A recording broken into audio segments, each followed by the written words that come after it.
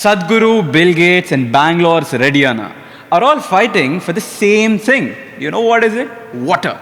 Recently, Bangalore faced a crisis of having no water for days. Meanwhile, AI advancements are also requiring this one critical resource: water. Larry Ellison, the founder of Oracle, once said the first trillionaire will be someone solving for climate change. Today, we have Anik, a visionary founder building a startup that tackles water management heads on. With more than 70% of domestic water classified as grey water, Anik is developing intuitive methods to treat and reuse it, groundwater levels, and paving the way for more sustainable future. Tune in to learn how to steal a few $1 billion ideas from. Hi Nick, Hi, what's up? welcome to the Build Club. Thanks. So everybody I have asked for this certain episode, I have researched about you, I have researched about Flostat. They have told me this one story from your life, this TCS story, 2 years of your employment. So can you start off with that? I think it's quite inspirational. I don't know about inspirational, but yeah, it was a year, exactly a year. Mm-hmm. I joined in as a systems engineer, Okay. as a fresher, of course, Mhm. 2022 graduate. Okay. The experience was really good. Mm-hmm. Half of it was work from home, maybe that's why. Mhm. But then the rest of it was 3 days a week office and 3 days a week work from home. All right. So the story goes something like this: you join the company and then you suddenly realize I want to do my own startup. You realized it after joining TCS. Yeah, the thing is, you get an offer letter Okay. around 7 to 8 months before you graduate. Okay. And when you get the offer letter, you're on top of the world, right? Yeah. So you just you get liberated. Like, bro, I'm going Yes. to do a lot of things now. I'm in my final year, last semester. Correct. Of course, no girlfriends, nothing. So what do? You just simply go and work hard, Got it. right? Very simple. So that's when there's a lot more in my final year that I've done, but that's when the Flostat, which it is now, it was back then called, few months back also it was called Hydro-Gravitricity. It was an idea that we pushed way back, but at that final year, we got another opportunity to push really hard Okay. on the idea. On the fourth year. On the of your- final year, second semester, Got right? So the final semester of my engineering Got college. It's again a great experience, but Got ironically. But then, so that's when Raj from VDC and Vikas from VDC, Okay. which is Venture Development Center at Geetham, they sent us this random email that, you guys can apply for this competition at Niti Aayog and all of that. Okay. Then we pushed our idea, we got selected, we won the competition, we went to Denmark and all of that happened. Now in the process, when we won the competition, May 12th, I guess, of 2022, May 15th was my joining date. But when did Hydro-Gravitricity, the idea start? You're saying me Raj and Vikas told you about this Niti Aayog competition and you applied. But I'm assuming Hydro-Gravitricity, the product or the idea started way before. Way back, yeah. Yeah. How long did it take? My second year, 2019, July, May, we started it off. May second year. Yeah, Sorry, my your second year, yeah. 2019. 2019. Yeah, so coming back to the TCS thing, we had like the competition we won. Yeah. That's when I got really inclined towards why not pursue this like a proper startup, As a because startup. come on, the government of India gave you something, recognized what you've done, Correct. and not just that, Denmark is like open, like you're going to Denmark, travel, all of that done. Correct. Something's in it, right? So they are accepting that. Correct. So I was like, now I want to pursue it like properly, but then that's exactly in a week I'm joining TCS as well. So couldn't really think much. I joined TCS, and that's when the struggle started at like my personal level and all of that. Convincing myself, and then of course my family and all of that. Eventually, at around 6 months to 7 months in the job, I understood. I took a call that I'm gonna leave it in a year, like which is like May again. You're working full time now. I was You're working not working on Flostat. I was. This 6 so months. I don't know if I'm supposed to say that, but it's kind of moonlighting. But Okay, got it. I was working. I heard you convinced the HR to work a lot in a less period of time and leave early. So yeah, that's where I'm coming. Yeah. Basically, what happened was when they were really sweet people though. Like my team was really good. Mhm. I don't know about what others' experiences are in TCS, but mine was really good. They were very supportive. They were really taking care of me. So right in the first month of joining, I had to go and get visa for the Denmark thing. Acha. Right now, the point is in the competition we mentioned we were students, which I was when I applied. When you applied, Now I graduated. Now I'm a full timer. When we won, right? Oh, yeah. Now when you go to the visa application, you're no more a student. You are a full timer. Got it. So for that you need a no objection certificate from the company that you're working in. So guess what? I had to break the news. I was like, guys, I am working. I will work. But you know what? We have cracked something like this in the international level. I need to leave for 2 weeks or 3 weeks. I need that leave and I need an NOC, no objection certificate from you. That's when they got to know about my Startup. the entire thing. Till then it was just I'm a Python developer, fresher. Okay, it was 3 weeks in, so they didn't know much about me, about Python skills as well. So they didn't have much to talk about or even notice. How much were you earning back then? It was a 8 lakhs package, 7.6 plus bonus. Quite good. Yeah, it's like good enough. For that. Yeah, it's good enough. I like the salary, bro. I still love them. I'm missing the credit part in the bank statement for a long time now. But yeah, that comes with a lot of benefits. Not the ones that you're thinking of, but but then so they got to know about this Denmark thing, right? And then when I came back, and they were very, very swift. TCS is known to be like government, which is like slow but steady and a good company. Correct. But these folks, they gave me an NOC within like 2 days, which is in general because the manager who I reached out, he was like, "Bhai, minimum 1 mahina lagta hai. It takes 1 month to get to the HR and then they process it. And plus, tum bol rahe ho, you're going for a business trip kind of a thing. So it's actually illegal. You can't do business while you're in this thing. So we'll have to do jugaad for you." So they did all of that in the back end. I was just sitting and waiting for the mail. I got the mail. I went and I submitted and I went. When I came back, that's when they were like, okay, this guy is capable of talking. This guy is capable of understanding the market. This guy is capable of coding. He is clearly good. So let's just keep giving him work, which is obvious. That's what you would do. So they kept giving me work and I kept delivering them, right? Way before the deadlines. You know why? Because I had to manage my market research at HG, Hydro-Gravitricity. And also we were making a weather station for another person in the US. Oh. Yeah, so I was doing that. We were recording videos for Stizo. I was also working at TCS and I was also managing my HG market research part. What is Stizo? Stizo is a community that we built and shut down as well for people who are interested in electronics and building stuff in electronics.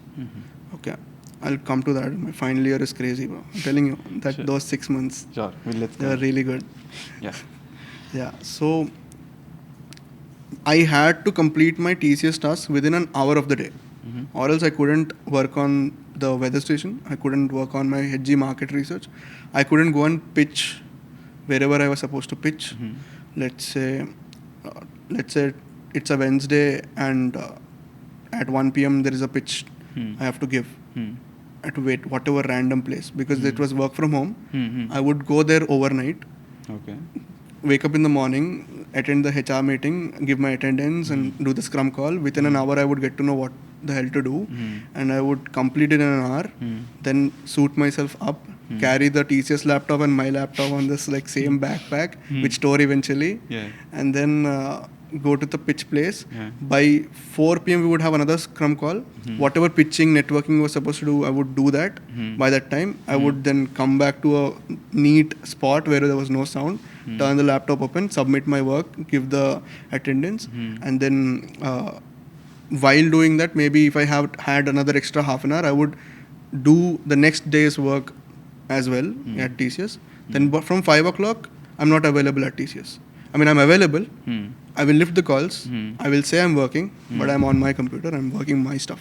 Okay. while listening to what to do next day. Mm. And so eventually, not my HR, my manager noticed all of this. Not the other thing that I was doing. He noticed that I was really performing.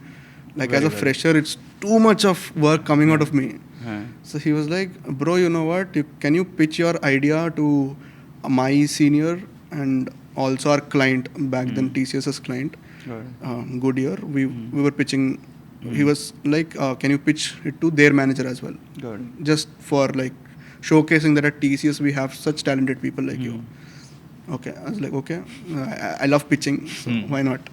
So I pitched it to, I don't remember his name, I'm sorry, but my manager's senior. And he liked my sense of market and all of that, and he gave me a really lucrative job role, Okay. unofficially. Inside TCS? Inside or- TCS, Okay. but As a within next, promotion, you can like say. in next 1 year, if you do this, you will of course be promoted to a very big, whatever, I don't know, like Like a manager level? Or? yeah, somewhere around that. Acha, okay. But of course, manager level requires some number of experience years, right? Not that, but something really good for a fresher. Okay. And the job was really awesome. It was integrating meta, augmented reality, and all of that stuff Okay. to for the clients that we had. And I was like, okay, but by then I decided I'm gonna start my own stuff. So yeah, with my performance, because I had to do it, I convinced my manager that I'm really good, and then they started pulling me into multiple other projects as well, wherein even that I would complete in like, at the end I was in 4 projects. I would complete all of the works in like 2 hours. I had to. And there was no chat GPT available for me. It's just brainstorming and putting it out because I had to. It's a survival thing. So yeah, push yourself as much as you can. You can do a lot more than you think. So yeah, that's something. Eventually I left TCS, but my journey was really good there. They were very supportive. While leaving also, I informed my manager that, you know what, I'm getting some interest to pursue my business, and government supporting and all of that. He was like, you know what, I'll keep it unofficial. You work on it in the evenings. You don't have to attend meetings, but stay. I was like, bro, literally that's what I'm doing. You just don't know that. I just want to come back to the days you are starting. You told me financially it was very well paying job. Your manager, your senior employees were very happy with you. They are offering you a more lucrative role. Yeah. But still you had this inclination towards your own thing, your own startup and everything. And you are also so hardworking. You are delivering, over delivering for a fresher, and you are also working as a startup founder, where you are, working from I think to 5 in the evening to something around what I have heard, 2 in the next day morning. What is the psychological or emotional thinking that is going on? Because see, anybody, any fresher, any 21-year-old you see, if he is offered a 8 lakh package, it's remote work, he'll just enjoy his life. He's getting paid good salary and everything. But why did you choose this hard path? I just want to know. I'm just fucked up, bro. This is as simple as that. Why is this? Why is Yeah, this? just in serious note, I have seen some hardships when I was really young.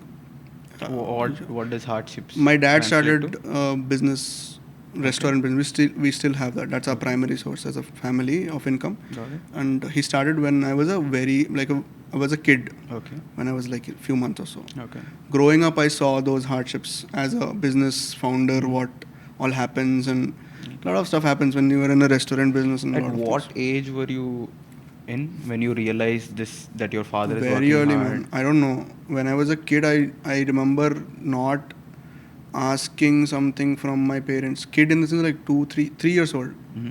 I saw some really good toys around me, and my friends were like, of course, they were all kids. They were showing it. Hot Wheels and it's like, yeah, but I don't think I'm going to ask that to my dad. 3 years old. Yeah, 3 years old. Okay. I never asked anything from them. I was like, whatever comes up, comes up. Good. Where did this come? Were you having constant arguments about finance, about money in your house, and then you realized, it's financially not good at the house, so I shouldn't ask. Where does emotional I have maturity the come same from? question to the therapist that I imagine I have. Okay. I don't have any therapist, but yeah. Yeah. I don't know, man. It's like I never had that desire to ask my parents for. I just asked for, I don't know, small things like a pencil box or something. I was very happy, I was content with what I'm getting, and my parents provided me whatever I wanted in terms of education, or maybe sports, guitar, whatever I wanted. They gave me at that level. I remember I was in my LKG or UKG. That's when I just like the school. I studied at Vishaka Valley, by the way. So the school belt had that logo, which had like stripes in it. So I would think of it as guitar strings, and I would play it like this. Sorry for that, but yeah, I'd play it. I'd play it while like just imagining myself as a guitarist. My parents saw that and they just put me in a guitar class. Okay, and then slowly we got a guitar. I got a guitar as well. Rockstar Anik. I have that another stuff, bro. Bengali anyway, Oh, so nice, it yeah. has to happen. Huh. It happened, and they gave me that. I wanted to do swimming. I was a swimmer as well for a good amount of time. I was a district level swimmer. Then 8th standard mein, yeah, I think I was like, okay, I'm good at. I want to study as well. I got into FitG. They got me to FitG. Yeah. Which is some premium shit for us. So Yeah. I got that kind of education. It's like I was content with what I was getting, but I knew that, it's like not enough for all of us. The amount that we are earning Got it. is not enough for all of us. So somewhere there is some sort of balance that we all are. We're sacrificing some kind of comfort, which I don't know what comfort, but some kind of comfort, like maybe a good pillow, maybe a good bed, a bigger room. We stay at rented place, our own house.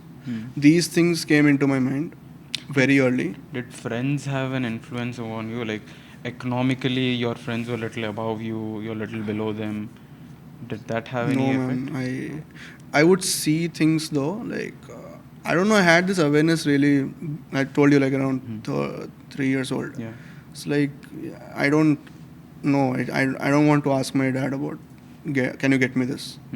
I don't want it. It's fine. I never had that external thing. Yes, what I wanted was external validation for a long time. Hence, I'm funny. Got it. But then other than that, things no. We're looking at things very really. Maybe I asked a PSP when I was fourth grade. My dad said, "Why do you need that?" I was like, "Games." It's like, no. It's like, okay, that's it. No crying. No crying, yelling, nothing. no. My interest faded away. Fine. My dad said, "No, cool, chill. I don't need it." But giving me good. At the same time, he would give me all the required necessary things for studies, or maybe like I don't know, whatever I wanted in terms of career. It was there. You ask me, tomorrow it is there. The needs are there, but the The wants, desires and wants, I don't think so. Control them. That's what he would. He didn't say I had that, and then You when you understood ask it, you get that kind of a response. You're like, fine, I don't need it either. And I say, so maybe those things I want to fulfill somewhere down my brain. I'm like, okay, I want a PSP. Just have like a, what do you call that? It's an urge. I want it. So I should have enough money to get it. So why not? People say this, that when you're an adult, if you're traveling a lot more, it's generally this conception that you didn't travel in your childhood, and you have this childhood thing that I didn't do it in my childhood, so I'll do it when I earn. Now you started earning, but I don't think you gifted yourself all of this PS5s, new iPhones, or maybe. But why don't do that? Why don't you do that? Because another thing, when you come from an household where you see these things, what happens is you'll think about the future way more. You look 10 years Long down term. the line, long term. Everything is long term. You're going to buy a bucket. You think that how many years will it last? Like literally 2-3 years. Cool. If that is anything less than that, I'm going for a paint bucket. I can actually relate to this. Even I don't ask my dad. Even he has the same relationship with me. Whatever needs you have, whatever course you want, whatever education you want, it will be there then and right there. Yeah. Any want, I won't ask him. Even for me, it came from a young background. not 3 years old. Maybe when I was in 4th grade or 5th grade, certainly, I understood the household, what things are going on. Dynamics. And yeah, even I had that. So that's why I was quite relating with this when Ah. you were saying, like, okay, he's It's very thinking rare long to find term. people who relate, man. They're like, you're too old already. You're Yeah, such an old soul. trust It's me, like, people I call love that you too. back, bro. That's all I don't know. So Yeah. long term thing comes in. Huh. And when I got the salary, I did gift my parents few Mhm. things. I did Mhm. give my grandparents a few things. Mhm. But that's it. I then started saving because, as I said, as soon as I was entering the job, Mhm. in back of my head, I was like, I'm going to leave it. I'm going to start my own thing. Mhm. Maybe not in a year, 2 years, 3 years, 4 years down the line. Mm. So to start a business, orthodox business or Yeah. any kind of business, it's Yeah. better to have capital. Mm. Why loan? Why investments? Why Mm. all of that? Get it, save it. You have something in your hand. It's in your control. It's your money. Nobody can pull it out Mm. from you other than the government of India Correct. taxing it. But Yes. Nirmala Sita Devi, if sorry, you're watching. probably you're not. If you are, I'm sorry. Yeah. So, savings, save it, and then someday you will leave the job. You will have enough to uh, survive yourself, firstly, and not focus on others to get your survival money. Got it. Right? Business can still run with clients. If you sell a service, if it's software, it's kind of open source and free. You just need a laptop, or maybe if you are at a university setup, you get that from friends and all of that. But your own survival, which means once you're in a job, you start earning, you get that sense that I am independent. I can take care of myself. Correct. That comes in very hard, right? So when you leave the job, you will still have that feeling. I need to take care of myself. So thought of that, I saved enough for a proper 7 months. I had 7 months money, and I was like, if in 6 months, if it doesn't roll out good, I'll go back to a job, do a job, and then come back again, saving enough.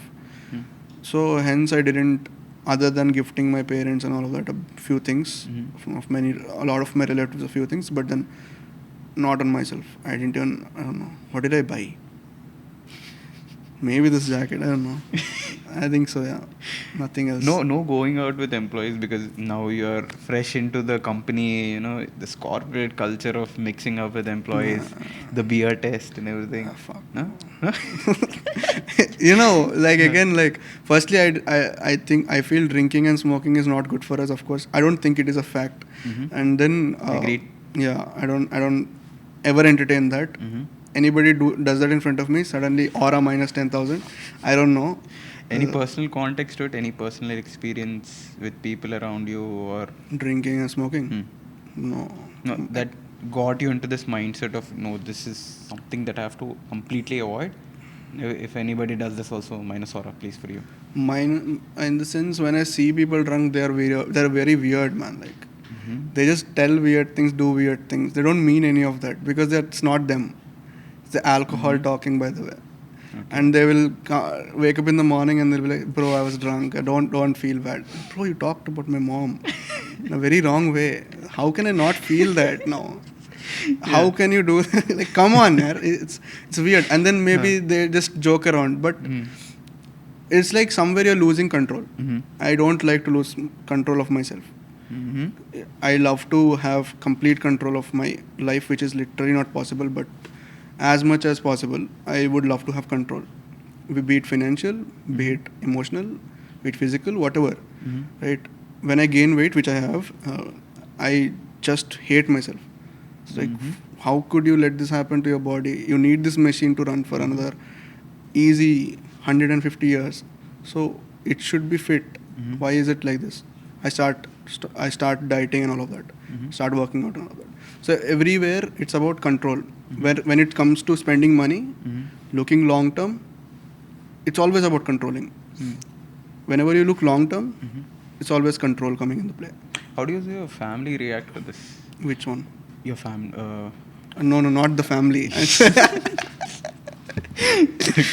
So, you told me that your father started a business. Yeah. I don't. You said that it's not running that well because it's a No, now restaurant. it's running fabulous. Now it's running. Yeah, Back then. So now you started a startup again. You started a business again. What were they thinking about? Like, Acha, now you have gotten a job, you're getting some decent amount of money. Why risk all of that and do something of your own right now? And also, which is very technically challenging. And why that? Man, those were some 6 months, man. Like So you had some conflict with your proper parents? conflicts with my mom. My Okay. dad is very rational about these things. He's like, Okay.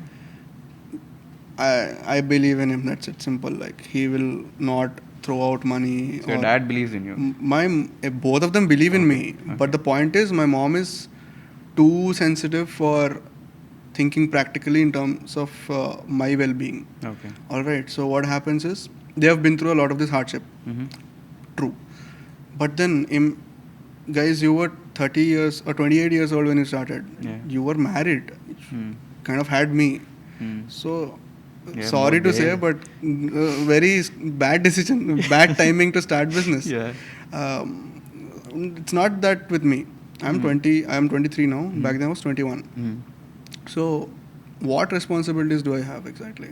You guys can take care of yourself for the next 5 years easily, unless something goes wrong. Correct. Okay, I don't know, but if it goes wrong, then that's a different scenario. But I don't see that happening. I have a brother. You guys can take care of him as well if I can't earn right now. About me, I don't drink. I don't How smoke. old is your brother? My brother is 8 years younger to me. It is younger to you. Yeah, he's how old then? I have very good relationship with my brother, but just letting you know the number. I forget my own birthday. You're 23, so he's 15. Yeah, he's 15. There you go. He's 15 years. Okay. Yeah, Hmm.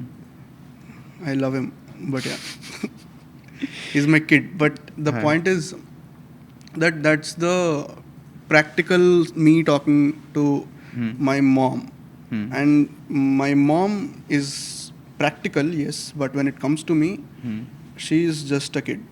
Okay. Okay, who doesn't want anything wrong around her? That maa ka pyar comes in. वहाँ का प्यार bro. That's very प्यारा bro. That's like too much प्यारा that it's get too much, like that controlling, not mom, that controlling girlfriend. It's like it's toxic. It almost gets there. So what happened those 6 months is initially my mom would do, because in our family TCS or Tata, it's actually any Indian family.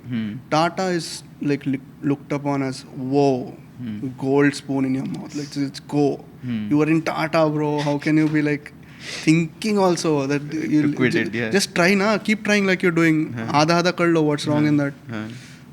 We'll be there to support you for your aadha work. It's like, but then it's not possible. It's very, it's the last 6 months were like me 3 days here, 3 days Hyderabad. Every week I would go up and down in a train known as Garib Rath. All right, that's and side upper near the bathroom. That's the worst way to travel anywhere.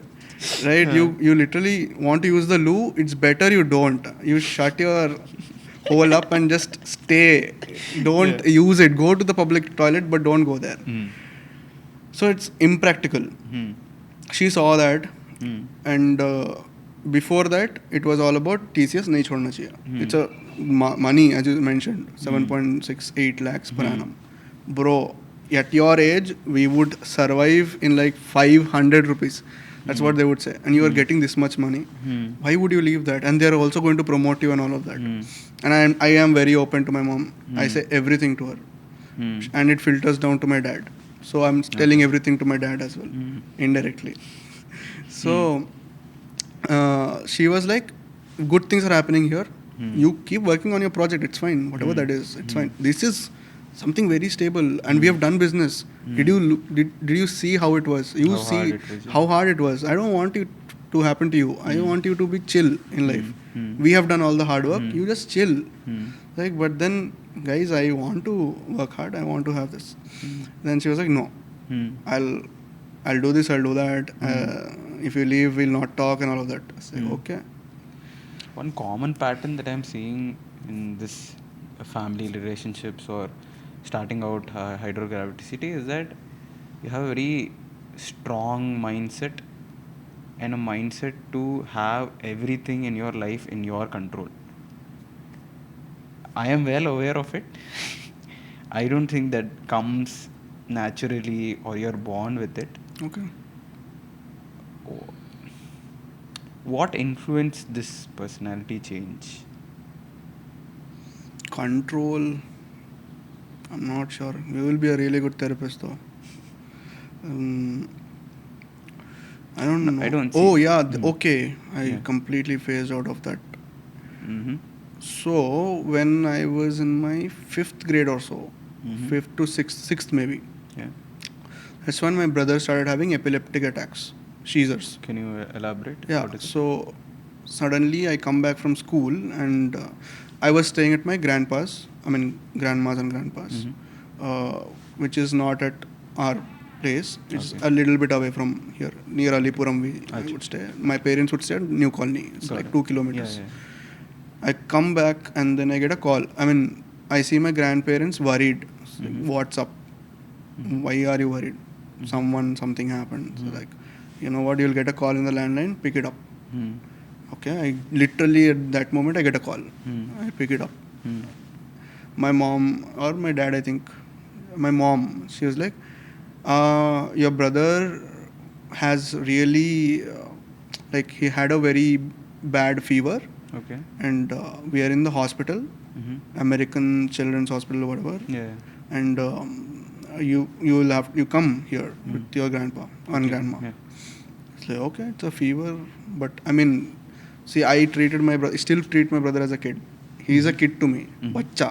Mm. So it's like, what happened? What fever? Okay, it's just a fever. I got worried a bit. Mm-hmm. We go there and I go there and I just see lot of nurses around, lot like IV in him, and he's sitting crying. My dad is holding him. It's like doesn't look like a normal fever to me. If it's like why what's going on? Then my mom starts to cry and tell all these things to me like, bro, he just fell like unconscious in middle. He was having a fever from quite a few days. I think it just peaked out a bit, and he got epilepsy. Got it. I was like, what is this epilepsy, bro? I was like, I got intrigued into it. I didn't went into the fact that my brother had something wrong, and Could you talk with your brother at that point of time? yeah, he would just respond with yeah. Okay. So he's 1 year old. Got it. Yeah. So I would be like, what's up? And my mom would say, he would say something. Of course, we couldn't understand what he's saying, but my mom would say, this is what happened. Mm-hmm.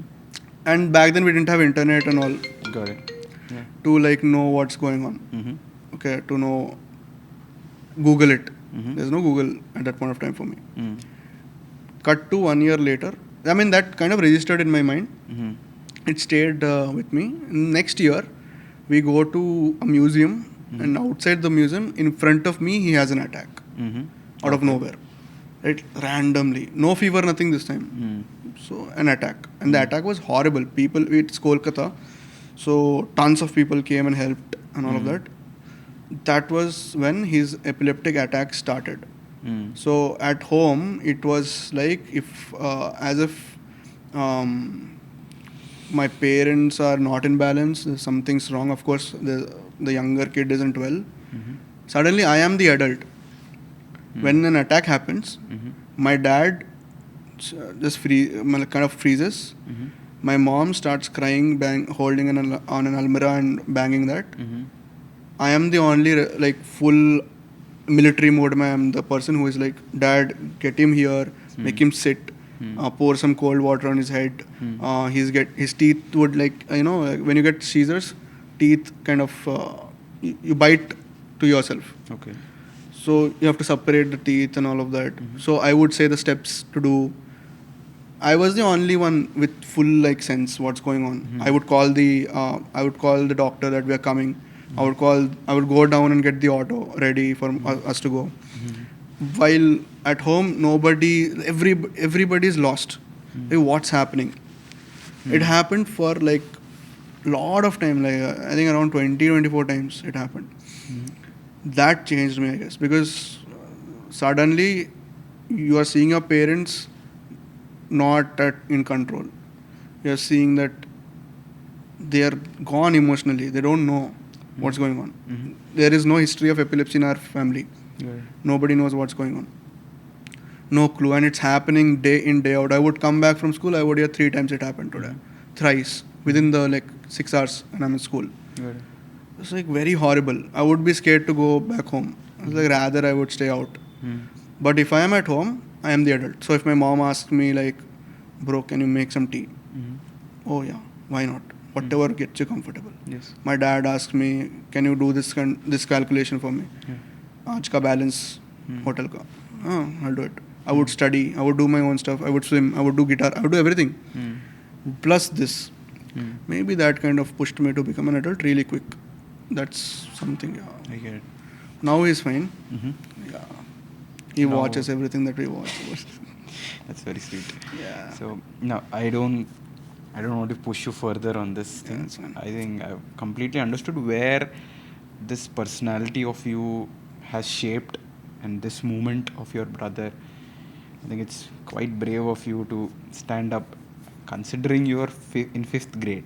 Yes, 5th, 6th, yeah. Yeah, it's a great thing, man. So we'll just shift focus to Hydro-Gravitricity. Yeah. Recently, I've had a name change. I have known you since my first year. I Yeah, don't really? know. Yeah. You were quite famous. Hey, So, perks of working hard. so yeah, the name changed from Hydro-Gravitricity to Flostat. Why this Flostat. name? Flostat. Yes. So why the name change? Interesting. And Firstly, before that, Huh. why Hydro-Gravitricity? The name that's came. the biggest question even I ask myself. Okay. I'll tell you something, okay? Huh. So it starts from how it began. Okay. 2019 July or June, Chennai mein drought happens, and I was a part of the IEEE student chapter here. Yeah. Right? I was new into it, me and my classmates. And of course, like Which year of college again? 2019, second year. Second year. Okay. 2-1. 2-1. 2-1 to okay. be precise. Hmm. There was going to be a tech expo in like a month and a half or so. Okay. And I was like, and I always wanted, from the 7th grade, I wanted to be a robotics engineer. Okay. I want to make robots, man. Like, not for those things. Like, for proper application, you can use them, but Got it, I'm got just it. telling. Yeah. So, these people, again, like my manager, they saw me doing a lot of things. I knew Python, I knew Arduino, I tried things out beforehand. Got it. So, but my peers would not. What is Arduino? What is Python? It's like them, around them, I sounded a little more like I knew stuff on it. Really not, but whatever. So they were like, bro, there's this Chennai thing happening, right? I was like, yeah.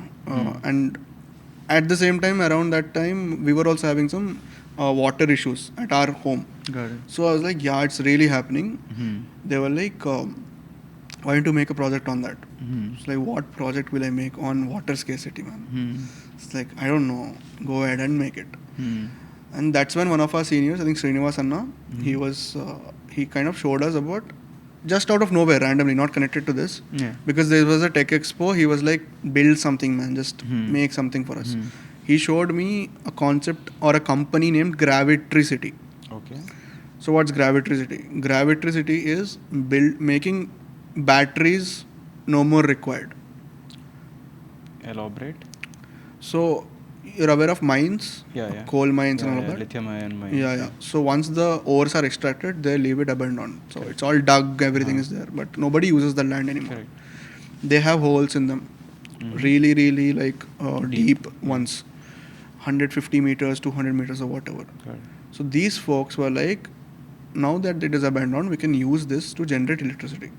What they would do, they would like suspend like 1 ton or 2 tons of weight, Okay. and it would be connected to like multiple generators. And once you leave the weight, it will go travel all the way down to the thing. The Oh. generators would Okay. like generate tons of energy. Okay. What No is this batteries. methodology called? Gravitricity. It's basic gravity Okay. principle, but Okay. generating electricity using gravity. Oh, it's nice. You connect it to like all the households, not batteries in the middle. You don't charge batteries.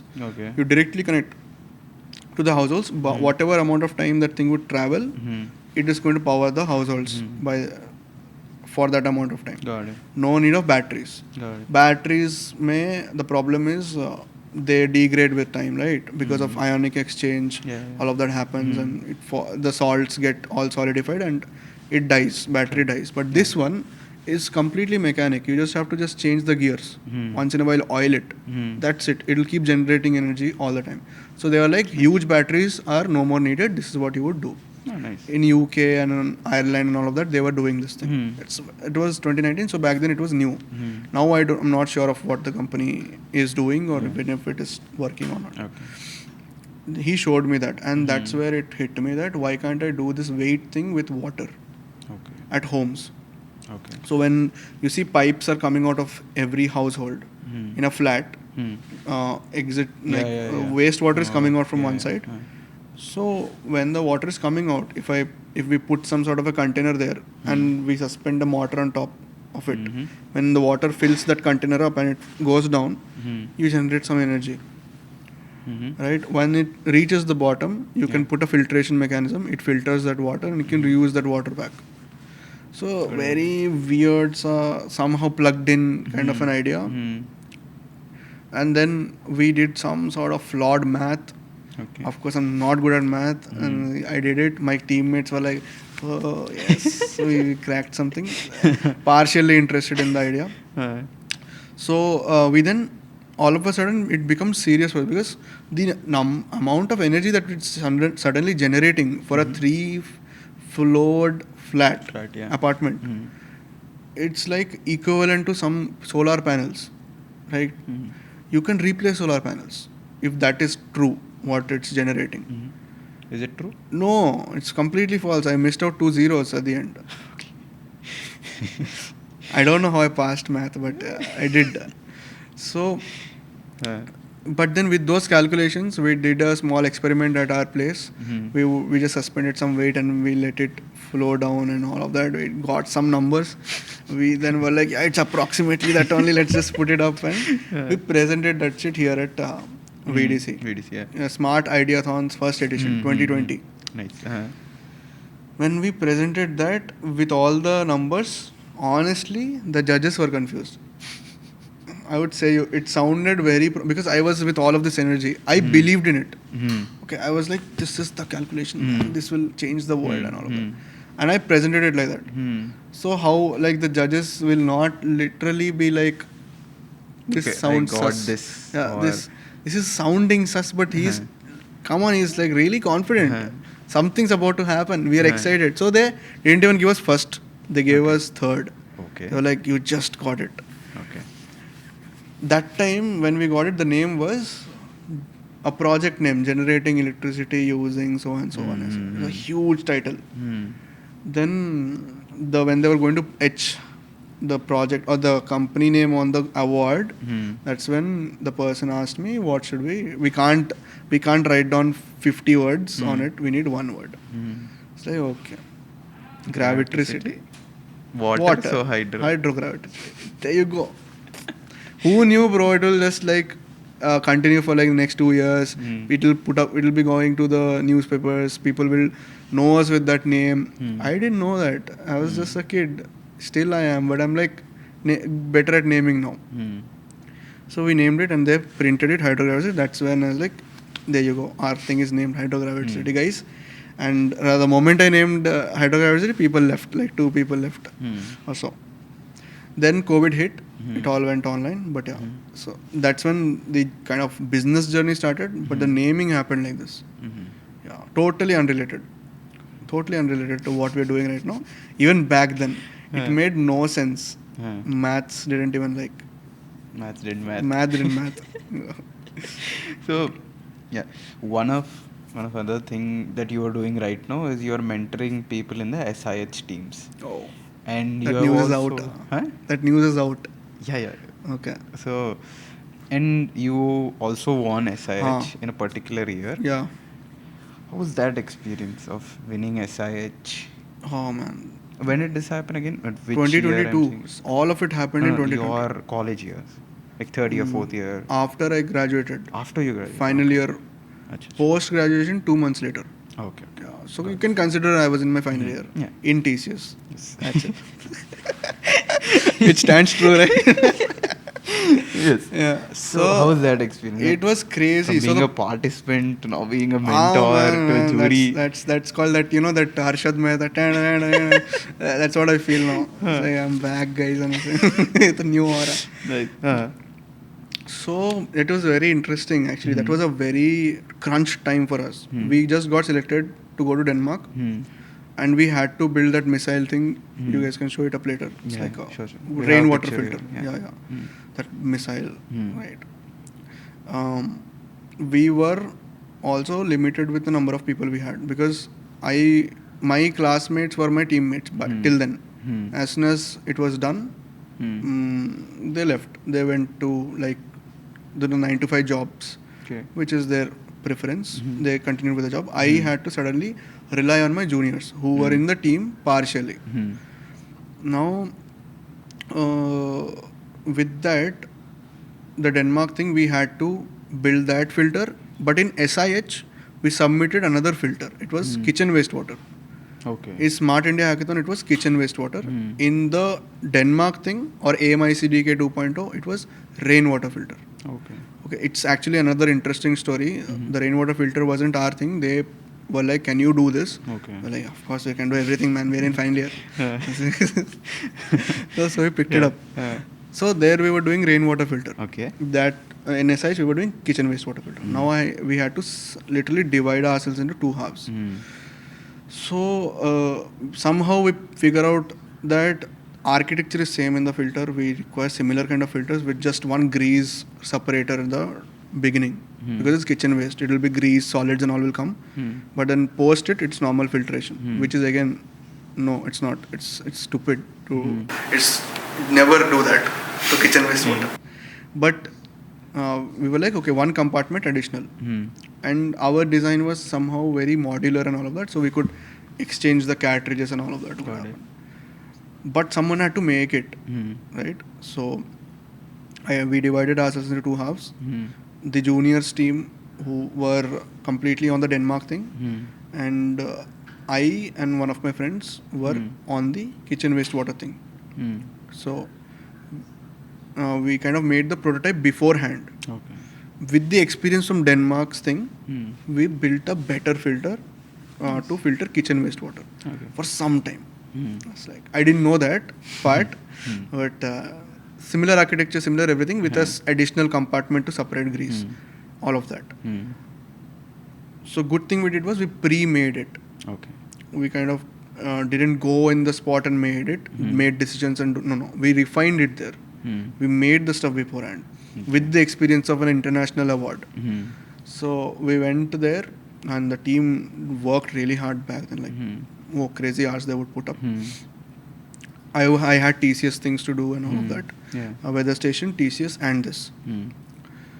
So I traveled to Chennai. Good thing of having a job, you can take flights. I got a very good discount at first flight of my life, by the way. With my first flight was by Government of India to go to Delhi and return. This my own money, my first flight was Chennai. Nice. In 2,500 rupees. Cheap. So go like that. Before I literally enter the flight, I call my. Here is why I say I got a very, very good team at TCS. I called my senior, not the manager, the senior, who was a Telugu person, and we bonded. He's from Warangal, I guess. So like, bro, you know what? Vizag is hit with like some sort of cyclone. Everything's fine, but in my area, the wires are all gone. The cables are effed up, and there's no signal here. Just in my area. If you search it online, you'll not find that. In my area, the cyclone hit. And wires got ripped off, and the Airtel office, which I am the user of, doesn't it needs 1 week to repair that. Okay. He was like, what bro, everything's okay? I was like, yeah, everything's okay. I will do the work. I will update you via SMS. Okay. No calls, because somehow I'm calling you right now from someone's phone. I had another SIM card, of course. Someone's phone I'm calling you, but no calls. Maybe calls a bit, but no internet here. Nothing's working. I don't even have a dongle, nothing. For 7 days, I'll be on SMS. Okay. I'll get the work done. I'll update you. So the work was about scraping data from a PDF and converting it into Excel Okay. with automation like Python and AI detection and all of that Got it. before ChatGPT. So it was hard. Yeah. But though the files that they gave me were really, really like crazy, like very hard. So they were like, get this file done. It has 70 pages. We need 70 pages done. And it has to be automated. You can't manually type in the Excel and be like, yeah, it's done. Yeah. One script will run, it will extract. Even if you change the file, it should work. It was hard. So they were relying on me. I was like, okay, give me 7 days, I'll get it done. 7th day, I'll join a meeting. I'll give you all the exact updates. But till then, only SMSs. In the SMS, I'll just write 15 out of 70 pages done. 23 out of 70 pages done. Okay. 50 out of 70 pages done. Giving them progress. Just updates. progress reports. Nobody knows actually if it's happening or not.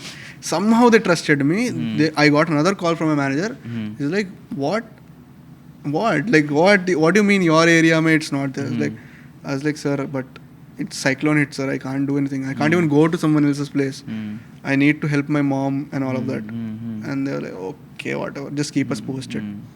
So I went to Chennai. The SIH Nodal Center we went. It was Crescent. It was a minority university. Very good university. But the stay was also good enough for me because I didn't care. I was all the time I was working. So the team would work. I would, again, the same thing. First half of the day would go to TCS. I am not attending meetings, but I am like working on my TCS laptop. Second half of the day, we would sit together. We would understand the roadblocks, make that thing better, and the team would again get back to work. I would do the software part with my friend. The software part is monitoring the filter status, condition of the filter, controlling the filter. That's the hardware, electronics, and the software part. I would do that second half of the day. Against the competitors that we had. Okay, one of the guys in our competitor team, they were literally like manually mixing chemicals, bro, like this. Okay, literally, I remember the way he was doing it. That's called mixing alum. Okay, he was mixing alum to water so that it separates out the hard particles. The hard particles settle down, water floats up, and then you skim the water out.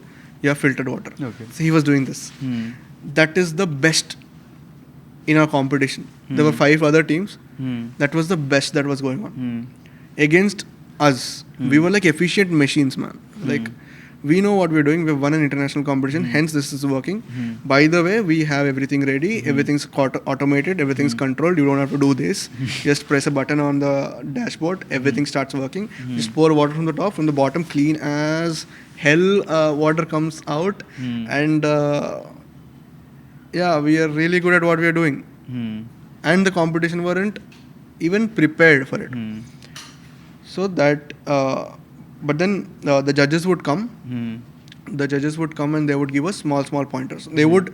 We were so good at what we were doing because of the earlier experience. They would ask us about the business. It's like, how will you monetize? Other teams, they were like, what chemical will you mix and all of that. We can make it like this. But with us, they were not even talking about how we can make it because they understood we made it. They were like, make it business, make it a business, show us a business out of it. They were like, yeah, okay, that's a challenge. So what we did, one big pointer for all the SIH teams, look at it as a business. Every problem statement is a business. Okay, some organization is definitely facing that problem. Hence, they are putting it up in the portal. Correct. Hence, it is getting to you. Correct. And some people have judged you that you are better than a lot of people to solve it. If you can solve it, there is someone to buy it. So think of it that way. It's a business case. We thought of it that way, always. So we then started calling up our competitors. Not these competitors, like our proper effluent treatment plants, STPs, the water treatment plant owners we used to call up. Got it. We would tell that this is the apartment size, this is the water discharge. And by the way, while talking to them, we understood what to ask. Okay. To the next call. First call mein, they asked us, okay, sir, thank you for calling, but what is the amount of water you want to treat in a day? Okay. I was like, oh, We didn't think maybe of this. 10,000 liters a day. Oh, that much only. It's like, yes, sir. How many flat is it? It's like 10 apartments, sir. 10 flats in the apartment. Sir, it should be at least 20,000, sir. Oh, yeah, maybe, sir. I am just telling you. Oh, what's the pipe size? Oh, I don't know. Maybe 2 inches, sir. It's at least going to be 3 inches, sir. Oh, okay. How much space do you have? Oh, there's a parking. Parking mein how much space do you have? How much do you need? Sir, it doesn't work like that. You have to give me inputs. We will recommend you systems based on that. Okay. Maybe 150 square feet. Sir, at least 1,000. Okay. Next call mein, they would ask what do you need? I would say 1,000 square feet place, 3-inch pipe, 20,000 liters of treatment a day. Then they would ask something new. Like, okay, how much time may you want it filtered? Where will you use this water? Oh, drinking, sir, not possible. Only secondary purposes. Like, yeah, that is matching with our thing. So, third call mein, I had all the data. Okay. So, like that, we got quotations. It was in crores or something. Against what we were building something very cheap. So, right away, we had a business case. But fault is that that's not good enough filtration, what we were doing. If you go and search basic filtration techniques, you'll get some more filtration steps beyond what we did. So that was missing, hence it was cheaper for us. We were missing key filtration moments in the water journey. Hence it was cheaper for us. If not, it would be the same as they were asking us. Just that we don't have any labor, manpower, all of that. The cost would be less for us because we're a smaller team. Nothing else. Everything else will cost us the same. But yeah, we got like real quotations. We linked it to our pitch. Like, this is what the existing plants are costing. Here's how much ours will cost. 1/4 of the cost. So you're very detailed about how you're going to have the business plan. Yeah, so problem statement was given by the Department of Science and Technology, DST. So we took the problem statement. We then reiterated it in numbers that this is the problem. These many people are, like, half of the world is going to be water scarce in 2025 by UNICEF. These kind of data points, like 900 million people in India in the next 5 years are going to not have water only. 900 million is like say 3 crores, huge percentage. So these numbers we would reiterate, and then we would show them that the existing plants are like this. Here is the quotation, here is the design that they sent us, and ours is like this. So ours is better. We have backwashing, we have modularity, ours is smaller, all of that thing, costs less. And here is how we will implement it. By the way, we have implemented it here, and this is the dashboard. You can look at it as well. So from the problem to the existing solutions, the problems in them, to the costing, to the solution that we are providing, how is it better than the existing solutions, to, you know what, you can have a look at it. Here's the prototype, here's the dashboard, interact with it. It's a complete VC It's pitch. a proper, it's VC pitch deck. Yeah. And against our competitors, they were just like college students with projects. So that was there. But last minute hiccups do happen in SIH. Our filter got clogged. Okay. So you pour water from the top, water comes out from the top. Nothing comes out from the bottom. Okay. So we backwash it manually. Like we got full scared. We didn't sleep for like, I personally didn't sleep at all because I had to do TCS and this and the software and all that. Our folks slept for like 2 to 3 hours at max every night. 5 nights. The 4th night where this happened. So we were like, bro, alum is better. So last minute mein hiccups happened, and then we got really, really dirty water to like literally test our thing. We were very confident. So we poured in like that ganda meska water literally on top of it. It filtered it also. But then we forgot we have to clean it. So clogging happened. Again, we cleaned it at the night. Next day it kind of did well. So we were like, okay, we'll not stress test it. Yes, you got it right. Yes, in front of the judges, we are going to get some cleaner water. So we would dilute that mess water, and we would like, see, this is dirty. We pour it from the bottom, clean as hell. Water comes out. We will also show them the pH, Okay. TDS, and turbidity is something that visibly if it's clear, less turbid. If it's less clear, more turbid. Got it. TDS meters and pH meters we got from the lab that they graciously provided us. We would dip it and we would show the input water pH, output water pH. It would also be shown on the dashboard because of the sensors we put up. So it would match. So a lot of brownie points we put up, man. We were like Facebook in that, psychological plays we would do. So that's how we kind of outperformed the competitors in the competition. But when it came to business, that will not work. The one that we made. Apart from SIH also, you have participated in competitions from like prestigious institutions like IIT Tirupati, IIT Hyderabad as well, I think recently. So, how do you see this tier 1, tier 2, tier 3 college founder thing happening there? You have gone there, you have seen the people, the founders there, and you are from a let's say tier 2 college. When you're having those pitching meetings, when you're having those VC meetings, how much does this college brand come up, or does this have any psychological effect on VCs when you're asking for a fund?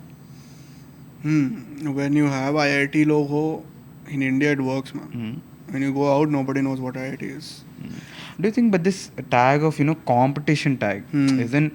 Yes, I am from a tier 2 college, but I have participated in certain competitions there. So can you use that tag from there and attach it in your decks? Yeah. Does that heads do turn when they see IIT, man? People get no. Yeah. No, like see, eventually what happens is I will tell you what their mindset is when they listen to you, because now we are really doing Dhanda. So when it comes to Dhanda, and you're really early in the Dhanda, what are the data points they can judge you on? There's nothing much. You might have installed some of your products, one or two of them in your own college or to your known relatives. Correct. Not to a big real estate or a real big client. No, it's not possible for you. So what's the data point that the other person will have to trust you? It's these. Have you cracked any competitions? Have you cracked funding? Have you do you know some really good people? If you know them, if you have cracked this competition, if IIT is giving you something, okay, so this guy, maybe the product works, maybe the guy is good, maybe the team performs well, maybe comes into the play. When you don't have any of that, it's like some student coming and talking about some random project that they've made. It does help tremendously to grab attention and get some trust at the beginning, but it is very short-lived, right? So how do you get trust beyond that? Is literally by having a good product. If you don't have a good product, if there is no market requirement of that product, you might have cracked competitions just because of very poor competition in the competition. But rather than that, there's no other point of having the IIT backed or big institute backed competitions. It's just that initial trust that you get. Beyond that, it's all about your conversation, your honesty, your teamwork. You can show some prototypes to them. That will get the trust going to the maybe VCs, or I actually don't like investors on our company. So why so? Added pressure, man. I don't want that. I want control. Like I said, I want complete control in the initial stages. Because if the boat sinks, Initially, you don't think taking funding from outside is good, but in long term it is important. I mean, I'm too early to say this, but I think we'll need it to scale rapidly. For growth, it's very important. More importantly, you need to network. Okay. You need to network at every stage. At every stage. So right now, I network to get pilots. Later on, I'll network to get bigger deals. Then after, I will network to go beyond our country. Okay. And then in a new land, new pilots will need. Hmm. We'll network for that. Hmm. Once that is also cracked, we network for new deals in the new lands. That's the vision. Networking is important and key every time. Hmm. Don't miss an opportunity. Don't think that this is a student, so maybe why to talk about our company to the student. He might know someone, Hmm. right? So network, but then funding would be important to scale rapidly, which means I'll tell you what it means. But why not do it in the initial phase? It's What something. changes in long term? I'll tell you the personal experience that I had. So we got some prize money and funding from SIH, of course, 1 lakh, which we are not answerable to the government about. The two places we got small funding is 1 lakh, 1 lakh, 1 lakh from IIT Hyderabad build program which we won, and 1 lakh from AICTE Yukti challenge. Okay. So these 2 lakhs may every 2 months we have to give an update. Okay. What's going on with the company? It has to have some progress. Why? I'm still figuring out my clients. I can't tell you without falsifying the statements. I have to tell you some update. How is that possible? Just for 1 lakh or 2 lakhs, or they're pushing this? They'll do, of course. It's some, maybe we have gotten into the wrong kind of investors and all of that. But I eventually have this feeling, the responsibility of someone's money on me. Correct. I don't want that. I want it to be, I can survive myself with my own money. The business will grow with clients. If client is paying me, it's against a product that I'm building. So that is in my control. I will build the product, I'll sell it, and hence I'll earn money, which is proper dhanda. If you give me money, I'm answerable to you. So I'll better be answerable by selling you something, right? Like you ask me to monitor water in your building, you pay me money, I'll do that for you. What's the difference between startup and a dhanda? You're referring to it as dhanda, right? Yeah. So what is a startup? What is a dhanda? It's just terminology, man. Is it? Yeah. So I come from this feeling that No, I'm thinking, is it a perception thing? yeah, it is. It For is? me, it is. I don't know about actual difference between actual words. So startup, I feel it's very West driven. I'm not against West or something like that. What happens is you get a lot of fame. Okay. Media comes behind you. You suddenly are a social idol. You got $100 million funding. Wow, you're too young for that. So you got a lot of attention. But does it translate to getting business? Do you actually have any business? No. This might be a very big, false perception that if you got funding, it means you have business. Very different. Businesses are very different. Business is very simple. We have live examples. Yeah, bhai, you need something. You need water. There you go. I have water. 10 rupees. Give me 10 rupees. I'm producing it for 5 rupees. My cost is 8 rupees. 2 rupees. I'll keep for future. So there you go. 10 rupees. That person needed water. So I sold it. Now, someone who has water bottle with him or her, why would they buy you one 10 rupees my water bottle? They won't. That person is not your user. This person is your user. Now you have to find multiple such users. You have business. Simple.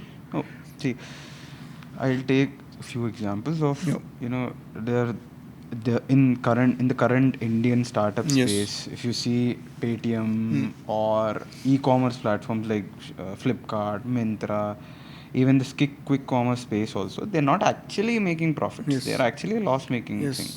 But they are solving a problem. Hence, people are pouring money into this. So, how do you balance it out? I'm solving a problem, but I have to also think about the profits and the money making. When I'm starting out, let's say I have an idea and I'm thinking of it where, yes, this is solving a problem, but I'm not able to figure out the dhanda. Or maybe I see a dhanda here, but the problem is already solved, but I see a dhanda opportunity. Maybe I can build a dhanda in this. So, how do you look at it? Matlab, should I discard my idea if I don't see a potential dhanda happening in this? That's the question. Uh-huh. Yeah, like, see, if you are a businessman, you are here to do business. You are here to earn profits. You will get a salary out of it, but ultimately, the business is an entity on it of its own. It needs money to run. It needs money to survive. Profits are its food. Without profit, without money, the business will not survive. You will survive. Correct. You will get salary from your funders. Correct. You will survive. Business will not survive. It's like a baby. So, how do you do this? It's very interesting. The industry that we are in clean tech, sustainable tech, whatever tech, water tech, and all of that. But it's very hard to know about this industry without you getting into this industry. Correct. This was what I thought Okay. about my industry only. The point is, you have to work in that industry for some time, somehow, To to understand understand the nuances. basics of the industry. You can do it by starting out, by selling whatever others are selling in the industry and making profit traditionally, like we are doing. We are basically monitoring water quality, quantity, flow, all of that. It's already there from like 10 years. We're doing nothing new. But if we do not do that, then our bread and butter will not come. Okay. Right? If I try something very new in the industry without knowing the industry, huge chance is I'll fail. Right? It is translated to any industry. You go to restaurant industry, which I kind of have some personal experience. You try something ridiculously different. If it fails, bro, you are tanked with a lot of money, loans and all of Yes, that. correct. Investors behind you. Investors are their banks, by the way. But what if you just make a tiffin bandi, bro? Like 10,000 mein you get a stand welded. You print Raju's dosa point. Then you have some some idli dosa point. 120% it will work. You put it in a good spot, it works. Your positioning will be the only thing. Once that is done, once you're up and running, you're getting some money, you got some mileage, the business is running, it's getting healthy. Then you're like, oh, okay, others are. Now you also know about your competitors. You also know what people like. You have real data points. Right? Now you will be like, okay, if I introduce, let's say, AI in this, this is for sure going to work. Or there's 50-50 chance. Even if it doesn't work, your bread and butter will not go away. Your idli and dosa will still sell. This might not be working. So you'll scrap the idea, you'll get back to your normal thing, get back money. Again, you can try something new on the same idli dosa thing. So that's how I function. I as a founder function. I do not like to go crazy innovative where there is a huge risk of failing. So what you do, you sell something that's already selling. Okay? Then you get into the industry. You know every corner of the industry. You work with every kind of people, be it ground staff to the CEO of the company or the managing director or whatever. You talk to everyone for a while. You are in the industry, you're selling, you know your products work. Now you see a problem. Okay, maybe the pipes that they're using, they are not good. They are every 5 months they change the pipe. What if I change the material of the pipe? Maybe make it cement. There you go. A new product I'm selling. It is definitely going to work. So it's innovative. Now you sell. That is dhanda for me. Dhanda is something that gives not just you, the business money as well. That survives. Lets the business survive. Startup. People believe in your idea. They are enthusiastic. They don't know about the industry. They don't know much about anything. They're just interested to maybe encourage some students, or if it works out, they are getting some huge money out of it. Right? So they will give money to you. It is not an indicator about the business. It is not an indicator about anything. Your clients are the only indicator of any business that it will work. If you don't have clients, if you do not know the industry, if you have never served the industry, well, all the best. I don't know. Like, it's like playing chess blindfolded, which is very, very easy for world champions who are in the industry, by the way, not for a newbie. Good. So what I have understood is, first fall in love with the industry that you want to build in. Yeah. Kiss it every night.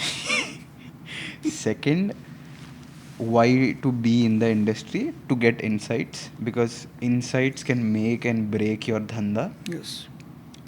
Try to fuel your startup through your own efforts, because if you put in investors, there's always going to be external pressure on making those profits or giving them exit. So either of the way, you have to make profits. Yeah. So focus on making profits, and through those profits, try to generate whatever thing that you're doing. Yeah. Sales, just sell things in the industry. Whatever the industry wants, you sell it. And it is absolutely fine if it is not anything new. Got it. Perfectly fine. Screws are still selling. Screws. Yeah, Like nut and bolts. Huh. Bread is still selling. Butter is still selling. But there are different brands. Every and new things. every industry has the same thing. It's selling from how many years? Hundreds of years. So sell those. Get into the industry. Understand the sales mechanism. That becomes a normal business then. Then you get to know specific issues in the industry. Because your clients then suddenly either they share to you that there is something wrong with this particular plant. In our industry, it is something's wrong with the STP. It's not really cleaning the water properly, or the government wants us to monitor something which is not yet monitored. Is it any way possible you can do it? You are really a young startup founder. Why can't your team do it? They will give you their problems. If they are facing the problem, trust me, tons of other industries are also facing the problem. While you have a business running, you have innovative problem-solving machine inside you, which is the team, and then it solves the problem. You get more and more innovative solutions out of your company, while maintaining the normal business up and running, which is what others are also selling. You also told networking really helps. Can you give any tips on networking? Networking again is a very transactional relationship. You tell me what you can give me, I tell you what can I give you. But again, as a founder, sometimes you need that person more, but you don't quite actually have anything to offer them. Then how do you crack that relationship? Okay, this is interesting. This can also work in dating, by the way. I've never dated. Just telling you, I've heard a lot of people dating and coaches talking about it. Okay. You have to be very curious. Very curious about? Everything. Everything about? Everything about everything. Like literally, you go and talk to someone, you're curious about them. Okay. You have to be curious about the person you want to network with. Yeah, just be curious. Okay. Hi, my name is Anik. I am just like a 6-month-old founder. I've been doing this. I'm just curious. So, what's your name? What do you do? Okay. That's the conversation beginner. Okay. Same goes in dating, by the way. But anyways, that's another thing. So you then they are suddenly like, oh, this guy wants to know more about me, and you genuinely do want to know about them. Okay. And very high chance that they're on LinkedIn. So if possible, search them on literally before you go. Type their name. You see, generally in these events you have ID cards. Type the name, see what their company is. Then you get more interested. Oh, this person is into building real estates or into monitoring maybe energy. Oh, that's interesting. So hey, I just saw you on LinkedIn. This is what you do. Can you talk more about your company? Who will not talk about their company or themselves? I am talking to you. Look at this. You are actually networking with me, right? So it's just shorter amount of time. So what you do, you are very curious about everything about them, or you are very curious about a specific thing about them which you got to know through LinkedIn or something, or just by searching on Google. So hi, my name is Anik. I just saw that your company is working on so and so things. We are doing this. I just want to know more about how your thing works. But you know what happens is, this is a problem I have faced. Okay. I've networked with a lot of people, have gone to them, hey, I've seen your company somewhere, hey, you just pitched really great pitch, I want to know more. Yeah. I've had this discussion with them, I took their number, I took their LinkedIn, everything happened, we had a fun conversation and everything. But the network is lost. The relationship is lost once I'm back into my town and everything. How do you make sure you have this relationship with the continuous flow of relationship with them? Because sometimes you don't know when you need that person. You know you need that person, but not exactly, you don't know the timing of it. How do you hold that? How do you sustain that networking relationship? You don't network with this intention, no. You just simply be like, I just want to talk to you. share me more about it. Okay. The other person might not be interested. Mm-hmm. So it is not 100% that you will hit this person and you will always get a response back. Okay. But if you leave this kind of an impression that this kid was really curious about me, very fun, normal person, didn't really want much from me, just wanted to know what we do. Or this person, or sometimes it's also that they need your service. Okay. That's a very different scenario. When they don't need you, it's all about how you made them feel. Right? Okay. You made them feel like you are a kid, you were curious, and you're hardworking because you also have a company at this age. Oh, so you work hard, you're curious. Good. So you'll remember me.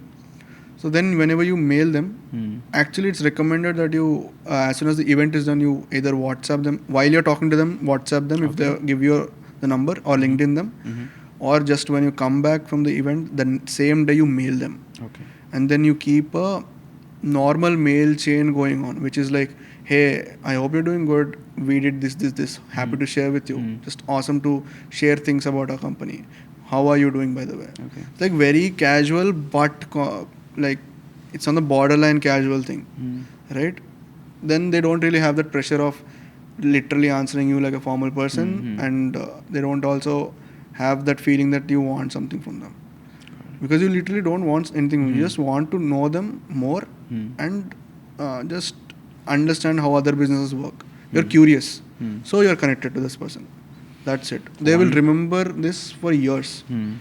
I have literally LinkedIn yesterday someone whom I met online during the Denmark competition. She's Francisca. She's now exited from her own company in some good position in Coca-Cola. She remembers me, man. She's like, oh, how are you doing? Like, this is great. We met after a long time. How are you doing? Then I kind of pitched in our thing that this is what we're doing. It's like, awesome.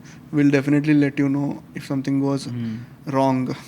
Like, so that's the intent. The intent is everything. You don't network with people always with the mind that I need to, do some transaction with this person, all that. No, it's chill. I just want to know what you're doing. If you're not okay with it, cool. Sad for you. You didn't share it to me.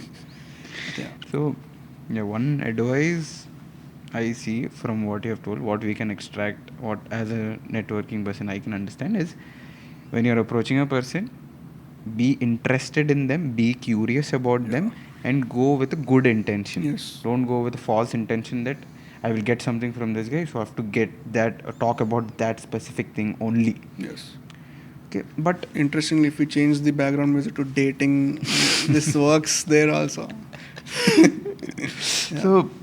So again, but I think, but again, if you see the Francisca networking that you were saying, talking about that, she knew that you are a hardworking person. She knew that you had a own startup. You're doing something that is really cool. But what if a student who is not having their startup but is interested, he wants to do something but doesn't know, how does that person pitch to the other person? Because he is not interesting by himself. He's not doing anything interesting that he can tell to the other person, hey, I'm doing this is so interesting, this and all. How does that person do networking then? Well, then initially there'll be a lot of rejections, but eventually you have to start working on something that you're interested into. Start working, spend more time on that yourself, build yourself first, a bit, not much, a bit. And then naturally you're curious. Once you're working on something, anything, be it maybe you're doing a job, or maybe you're in an internship, or just a fun project to do over weekend, whatever it is, you will face problems. You will have roadblocks. Suddenly you're curious how to solve this. Then you meet people. You're like, oh, this person is in Google. Oh, Google Cloud. Do you know Google? Oh, I'm working on this. Oh, can you solve this? Oh, no. Okay. Do you know someone? So if you start working on yourself, be it professional, personal, whatever, you suddenly have curiosity because you are having issues to solve. When you have issues to solve, you have people things there to talk about in front of people. Even if in your personal life you are facing some issues, you are facing issues, you suddenly find your friend around you, you'll start conversing. It's like, bro, ela avutundi, this is what's not working out. And so you have conversations, you have context, you have some sort of data with which you can connect with other person. Until you have that, you won't be curious, you won't be interested to talk, you will not have that urge to like even go and start this conversation. So if you're not having any of that, that's not going to work out. Networking starts with you as a person first, then it goes to the other person. Yes. So if someone is starting out right now, it is better advice that you work on yourself first, then think about networking. First build yourself, then try to sell yourself to the world. Yeah. Don't even try to sell yourself. You are already sold to the world. Illuminati, bro. Fight Club. Yes.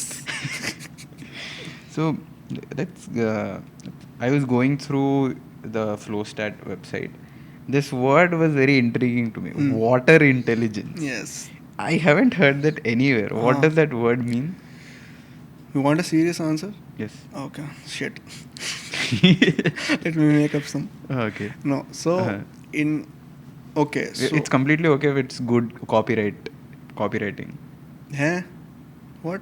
Matlab, companies have this thing, no? They. It was ChatGPT made, but then I told what we did, and that generated that word. I guess I don't know, but I have heard this word from other companies that we have interacted with, like Digital Pani. You have Digital Pani. Yeah. Okay. You don't. No. I don't They were in Shark Tank. Okay. What is it? What exactly? They are into water monitoring specifically for effluent treatment plants. Water treatment plants. Okay. They will tell you what's the health of the water treatment plant, and they will give you a comprehensive plan on how to make it better. Okay, that's called Digital. That's their company. They were the earlier years winner. So there were two categories in that AMIC 2.0 competition: startups and students. So startups are the ones that have done some business for the last 3 to 4 years, and they can compete in AMIC 2.0. Students are student teams who are interested to solve some problem. So they were to AMIC 1.0's startups winner. Okay. Or maybe runners up or something like that. We were the winners of AMIC 2.0 students from India. We were the winners. So we were in the same room once, so we kind of know them. That's one company. So what they do, there's another company, very interesting, OMSAT. Okay. They use satellite images and satellite readings using infrareds and stuff from the satellite to tell if there is any pipeline leakages underneath. Okay, and how much water is there and all of that. In fact, the quality also. They have some patents in that too. So they'll tell you what quality of water is going where and how much of it is reaching from one point to the other, how much is wasted in the middle. They can tell you that. Why is water so important? Like, people are using satellites as well to monitor water. Yeah, because... Why is it that important? Yeah, it's not important to us as end users right now, yet. Okay. For governments, it's very, very, very, very expensive. You know why? No. Because river water is contaminated. Like really, really contaminated. Groundwater is also kind of contaminated. So the governments, they get this water to their municipality treatment plants. They treat it. Treatment takes crores of rupees. Okay. Because they're treating millions of liters a day. Maybe trillions, I don't know. Millions for sure. So the amount of chemicals, the amount of filtration, the amount of maintenance that plant requires. We're just talking about one municipality, by the way. Imagine across all the states of our country, how many municipalities are there? All of them have their own plants. All of them are processing and treating that water. Then once that's treated, they're sending it to all of our households.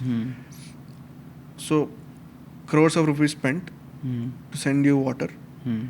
Imagine some pipe leak in the middle, because the water amount is really huge. So the pressure is a lot, so the pipes definitely like kind of wear out over time. Imagine losing around 40% of that water until it reaches you. So for the plant, it's like 60% is only gone, it's not just expensive, I'm wasting Wasting a lot. all of that 40% water in the ground. It's of no use. It's not even planting trees or something. Nothing's happening. It's just breaking more and more infrastructure. I have to repair the pipe. I have to dig hole to repair the pipe. Again, people will complain because I'm digging holes and stopping traffic. But I'm losing 40% of water. And not just one point. So many points over like 500 kilometers of distance. So all of a sudden it's like, oh, not just expensive, it's also a huge pipe. So I don't know where the leaks are. Somewhere it's leaking because the pressure is dropping at the end. So there are some leaks. I have to find that leak, dig holes. So construction people come into play, change the pipe, a long materials process. change. A huge process. Not just time taking, it's expensive. So governments are very interested to know this. Number one. Number two, governments, CPCB, Central Pollution Control Board, they have norms for industries to send them water quality and consumption reports. Every industry, Okay. which is of a certain size. Okay. And if it's a pharmaceutical and all of that, no matter what you're doing, you have to give the reports, how much ever size it is. To them, why is that important? Why are governments asking that? If they're polluting the water by discharging some sort of chemicals in the at the end of the process, that again comes back to their municipality treatment plant. Again, some new effluents are added. Again, some new filtration techniques are needed. So it increases the cost for the government. Number one. Number two, it literally affects health to the end user. Somehow, if new effluents are released into the water body, it soaks into the soil. The soil is used to generate crops, get crops. So the crops are directly consumed by you. So you are going to fall sick. That's happening in, by the way, Kolkata, West Bengal and all of that. So heavy metals are really high in there. Lead and all. So lead poisoning happened there actually. Slowly, but it does happen over 30 years of time. So governments are interested because there's so much connected to water. Hence, it's a very important thing for not just the government, now for the industries also, because they have to submit reports. They cannot be using water like we were using. The problem is here that the end user, which is you and me, the apartment who we stay, we bath for like hours. We don't care because it's so cheap. It's so cheap until suddenly there is no water in your building. You call a private tanker and he be like 20,000 rupees per tank. Oh. Now Until then, the you value. don't know what the cost of water is. Then you suddenly are like, oh, we need to know how much water is there at what point of time. So that's the problem. In European countries, at least in Denmark, the water is ridiculously expensive there. Right? I've The heard bottle- it. The yeah. soft drinks are more $150, man. The Coke, Wow. the Coca-Cola Damn. over there is $150. Water is $200. Yeah, It's water is metered. more expensive than soft Yeah, drinks. because they have had these issues. They were drought struck. They were flood struck and also like a lot of water related issues happened. Then they were like, no bro, people need to start understanding what's going on. So they increased the price like that and people are okay with it. In India, we find water as a right. It's equal to air for us. I don't pay for breathing. So why do I pay for drinking? I don't pay for eating also at certain places like midday meal systems, which is a very good system. But when there are people who can afford it are not just using it recklessly, but they're also polluting it. There should be some system in the play. And the governments are coming up with like better schemes. For industries, they have kind of tightened it up. But for end users like us, they should have some mechanism for just like electricity, like make it expensive. I mean, it is expensive to make electricity, but make water more or equally expensive. All those people like us, we just turn the top on and we leave. The tank khali ho jata hai, that's all. You get some scoldings from your neighbors that, bro, that's it. It doesn't really make a difference. We don't know the bigger picture. Right? Until I knew this, I got to know this a few months back, by the way, while working in the industry. Okay. So these things are not out there properly. And how do you get it out there? By either educating people, which is very, I don't know, I am educated. I don't feel water ka price. Bro. Until I am in the industry, I didn't know this. I don't, like maybe metering it properly, surging the prices. but then there will be some issues, political issues, which will make it harder for governments. Even they are tight and right now. They can't literally go and be like 500 rupees a liter. Go pay. So they won't do that. So yeah, that's why it's important. Mm-hmm. So as a Dhanda standpoint, Mm. if water is a lot expensive outside, do you have any plans for international expansion then? Yeah. See, monitoring. Which country has this a lot problem? You mentioned Denmark. Is this problem there all over Europe, that side? I'm not that well aware of Europe right now. I'm really busy with India.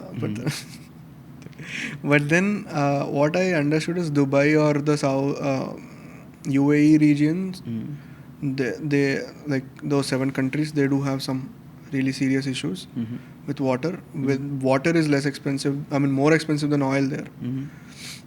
So they are looking for some really, really important projects for sure there. Then maybe everywhere else it's kind of monitored, measured. People are aware of that. They're educated. Do not use it recklessly because 911 is available. We can literally send you police if you do that. Neighbors complain, police come, they harass you. A lot of things happen socially across the world because of water. But in our country, it's very like very chill. It's chill. It's until you are in Mumbai and then you are in like suddenly in a basti where people literally snatch each other's faces to like get some water for the entire day. I mean, it's sad, but like that's the amplified version of what is going to happen if you don't really look at it. Have you heard about Bangalore? Yeah, they had a drought situation going on. Because water isn't available there. The groundwater is gone. Gone completely. Because people like us go and pub there, like chill there, right? So we use water recklessly. The MNCs suck in water all the time. Do you realize how much water is going to be used to just like cool down AI, based companies? That's Because it's needed there to not just make the silicon that makes the chips that run your AI prompts, but once the GPUs are in, you need to cool them down. They have air-conditioned rooms just for the servers to cool down. There are a lot of servers that are underwater, by the way. Yeah, I've seen this with Bitcoin mining people. Yeah. They have all of the servers underground in water. So where do you think you'll need to make the chips? You'll need to make the electronics. I come from the electronics background as well, so I kind of understand the process. There's a lot of water needed. Way more water needed than you think it's available. It's not. So AI revolution will suck in a lot of water as well. So every country will need to measure, monitor, and utilize it properly. Without that, and not just that, recycle it. Right? But water is like 75% of Earth. This is a very dumb question that I'm asking. It's not dumb actually. 75% of the Earth is like water. Where is the scarcity of water coming from? Is it the fresh and clean water scarcity that is, causing all of this? Yes. So, for every kind of process that you kind of perform in your life, quality of water varies. Okay. So, imagine you're drinking water. You can't keep drinking seawater, saline water. You know why? Because let's forget the taste. Salt. Yeah. It'll literally mess with your sodium levels, and you will literally not be able to think properly. My grandma had this issue as well. I forgot to plug that in. So sodium fluctuates, and sodium potassium fluctuates. If sodium potassium fluctuates, your neurons cannot communicate properly. Isn't there any easier way to convert seawater, not ocean, all of that water to pure drinking water? The easiest way is RO. That's what osmosis, reverse osmosis. Yeah. But it's a lot of wastage. At big scale, I think it's harder, right? Yeah. I mean, Dubai and all, they're doing that only, right? They're basically sucking in water from the sea, then they're filtering it, and then they're pushing it to the freshwater sources. Is it efficient? It is the most efficient right now, Okay. but not good. I mean, it's Why not good? very expensive. Okay. Imagine you have RO at home, Yeah, I do. so you understand how much water goes into drain. No? So for every liter of water, you will waste around 2 to 3 liters of water. Oh. I don't know. Yeah, because the TDS levels and everything. That's exactly what I'm saying. Some processes you can directly use seawater. So use it how much you want. Correct. But most of the processes, 90+%, 95% plus processes that we as humans perform, they require fresh water, clean water, which means you cannot have salts, you cannot have minerals, you cannot have all the minerals. You can have certain minerals like heavy metals cannot be present if you are drinking water. It can be present if you are, let's say, doing some other process in some other industry. So RO is like nothing but a cloth in the middle. Okay. You send water from one side, there's a huge cloth in the middle which has very, very tiny holes in it. So even bacteria and stuff do not go in. They get screened out. And once the water is cleaned, it goes out this way. But a lot of the leftover water comes and goes out from this end itself. So it's not efficient at all. And it's expensive because RO filters clog. The holes, they get filled up with a lot of minerals and stuff. So you have to change the cloth itself in the longer run, which is not much. It's like 6-7 months. At our campus, the RO filters, they are frequently changed every 2 to 3 months, or maybe in a few weeks in some cases. They change the membranes. That's a small plant, very small plant. These are all small plants. Imagine that in a huge city scale. To change an RO filter will take you tons of money, tons of energy, and to make an RO filter is also an expensive thing, an energy inefficient thing. So hence fresh waters are way easier to filter out. So the process expense decreases drastically, exponentially. If you're using river water, if you're using sea water, oh God may help you. I don't know, like. Okay, I understood it completely. So yeah, Nitin Kamath, the founder of Zerodha, he was talking about the first trillionaire in this planet is going to be someone who solves for climate change. I loved it, bro. So, but again, hai to badi comes into the plan. But again, there was this whole, I think it's still going on, but back then it was this big whole debate about climate change, the planet is burning. Now the news is a little on the decline. But what is happening in this space? What are your views on climate change, and what is the thing? There are a lot of parameters. Now what has happened is climate change has trickled down to specific parameters in climate. Okay. So there are contributors to climate change. It's not, climate is not a thing. It's like amalgamation of a multiple stuff, like water, soil, air. I think these three primarily. So if the water isn't clean, you will have to do certain processes that harm the environment, which releases gas in the air, which then kind of heats the planet up and releases more water from the glaciers. So global warming, like that global warming thing has now trickled, like now have segregated into 3-4 such things. So in that space, a lot of people are doing a lot of things, like extracting water from air itself. That is kind of pure water, so you don't have to filter it and all. So those are happening. Monitoring is happening at a very fast pace. We are in that, so we kind of get the pulse of it. Every industry is now, because of the government's push in India, every industry has to do it.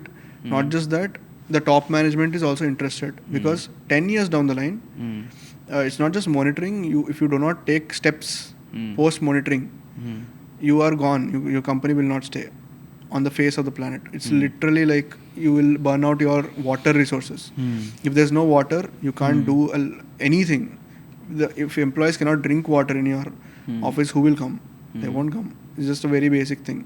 So the top management looks 10 years down the line. When they look 10 years down the line and they are not having any data on what's the current scenario, that's gone. So first step is to take data, then is to take steps in making it better, both in 3 of these: soil, air and water, and then eventually getting results so that they're future proof.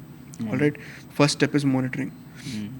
So in the monitoring space, agri-tech is there, water tech is of course there, climate tech is, all of them help monitor. Once monitoring is done, then there are companies or spaces that are working on implementing solutions based on the data. Okay. So if your data says that your water is not just polluted, it will keep increasing due to a certain water body nearby, you will have to implement a solution related to that. You don't randomly just put up an RO filter and be like, yeah, everything's solved. No.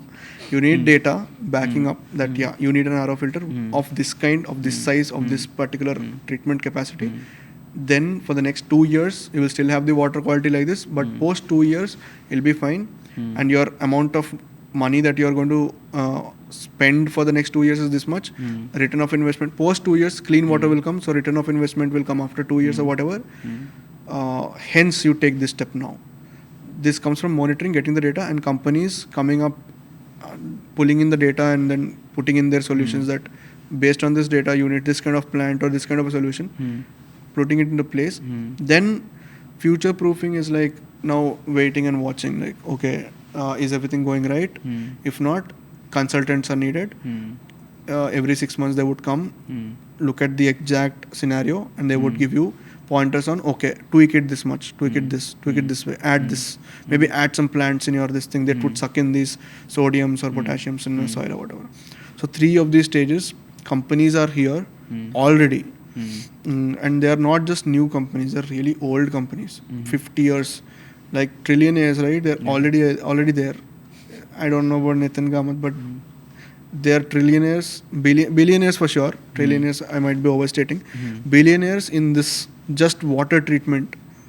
Okay. Space. Yeah. So because it's of a huge scale. The problem is not yours and mine. It's governments, which means everybody's problem it is.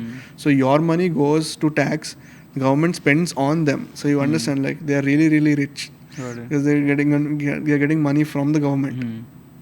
So it's already there.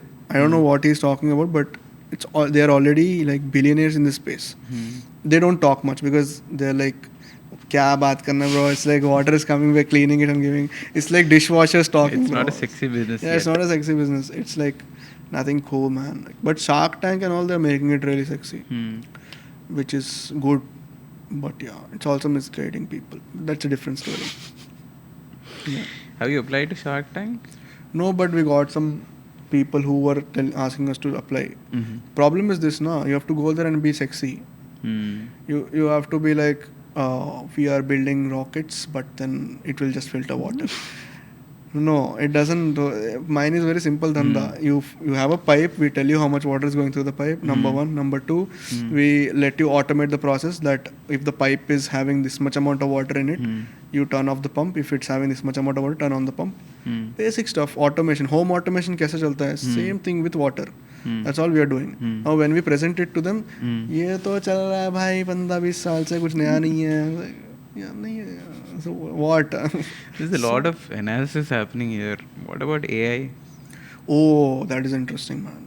AI is very important for water or any kind of these things because it has the data of every human species, like culture. So you don't have to go to Spain to understand what they feel about water. That's number one. I mean, Spain is like an example. Number one. Number two, you had my peers were the people, data scientists. They kind of were there to like understand Excel data and visualize it in Power BI. Okay. AI will just do it. It's like I don't have to go all the way, talk to a consultant and be like, bro, this is my big data. I need you to chunk it down and explain me what the data is. No, feed it to maybe ChatGPT. He will tell you that give it to me in this format. Correct. Feed it. It will literally tell you what's going on in your water. Why all of that? So AI is an accelerator in these kind of things. Like when there is requirement of change. AI can literally give you the context firstly as a business person or a market person, salesperson.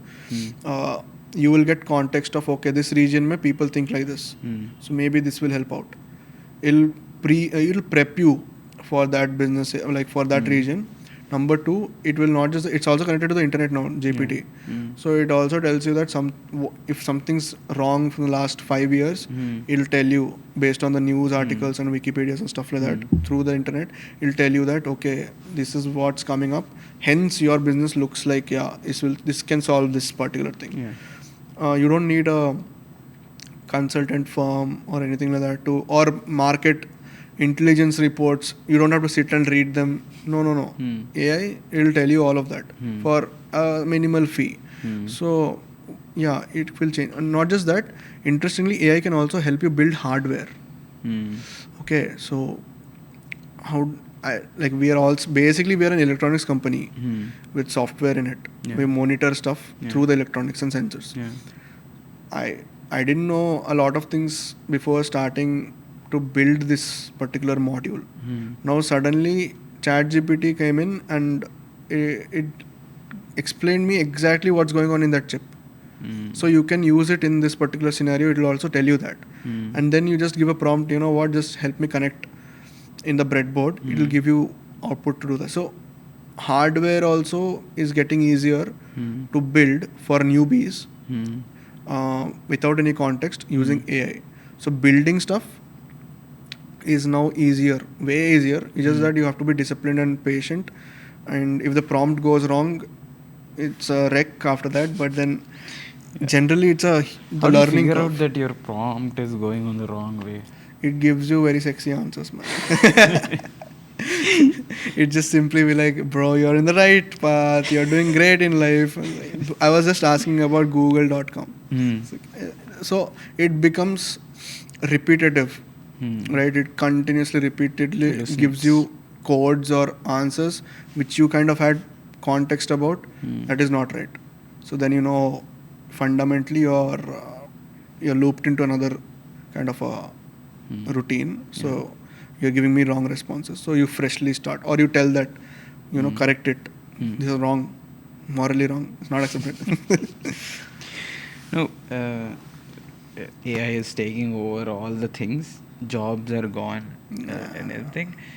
But coming to sustainability and jobs, there's this new roles that are starting out, because you mentioned that in the private sector now the private companies are forced to take care of all of this the next long term. Do you think there are going to be roles designed for individuals who figure out these plans? Let's say like chief sustainability officer or sustainability consultant for companies that is going to do. Is this a kind of job role that will increase? It's already there. It's already there. Yeah. It's there. Now, primarily consultants come into play. Like, what companies do I know about? A lot of companies, they connect with the builders to make their buildings future proof or sustainable. All right, that's a huge market. There are tons of companies that are in this thing called green buildings. They help you build green buildings, sustainable buildings. It starts from the way you get materials to the commercial plot, right? They can give you pointers on using electric vehicles to get bricks to your, cement layout, or using certain kind of a brick which is less carbon intensive. So it captures carbon. Plants, architecture, interiors, everything will be slowly we'll see sustainability putting into the play. Can AI be like your sustainability consultant, or do you think this can't be replaced by AI? Well, it's a good mix. It's going to be a good mix. AI is going to be a companion to the consultant or the person. It can't completely. Let's say I'm an architect. I want to do a green space here. I just have,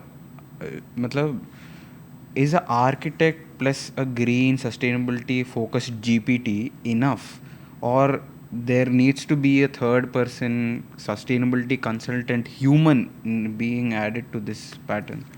It'll be, I don't know, man. It's like, I don't have that much knowledge firstly, but then with my experience, what I'm saying is it is going to be a companion and it will So basic things it will cover up.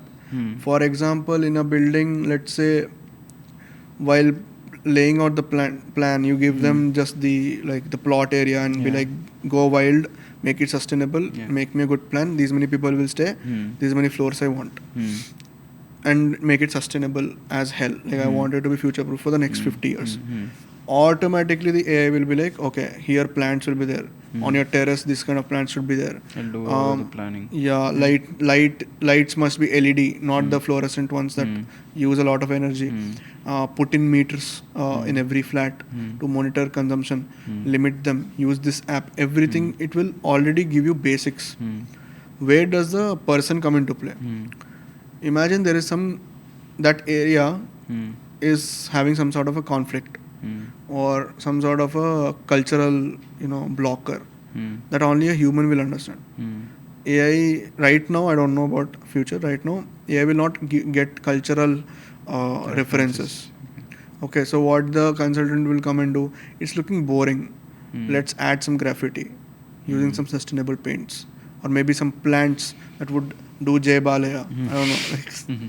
You understand? Those things, because people are going to stay in this, not robots or AIs, or they're not data centers. They're going to be humans staying there. So it needs to have the human touch. All right. So this consultant will point out and be very specifically doing those tweaks. Right. Those tweaks you need this human intelligence right now.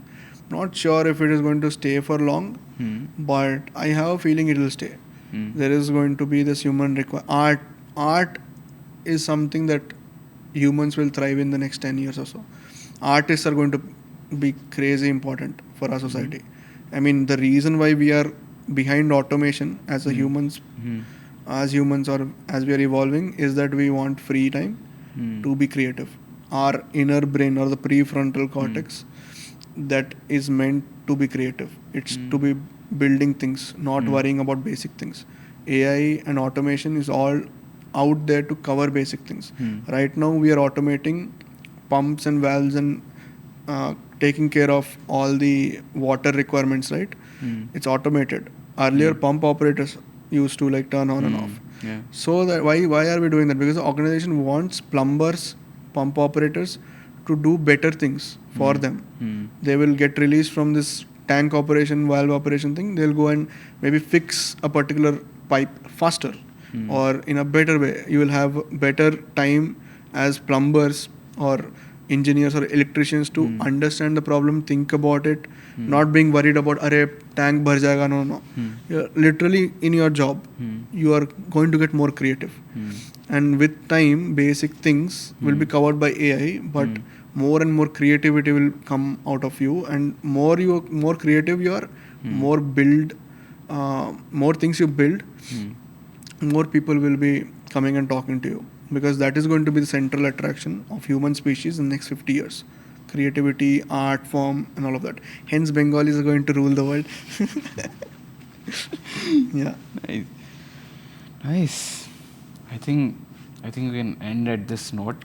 Good. This is still complete NSFW, overview of sustainability, not yet of NSFW. AI, Okay. of entrepreneurship, and everything. Thanks for coming on the Build Club podcast. Nice to be here, man. See you soon. Thank you. Thank you, Anik. Chalo.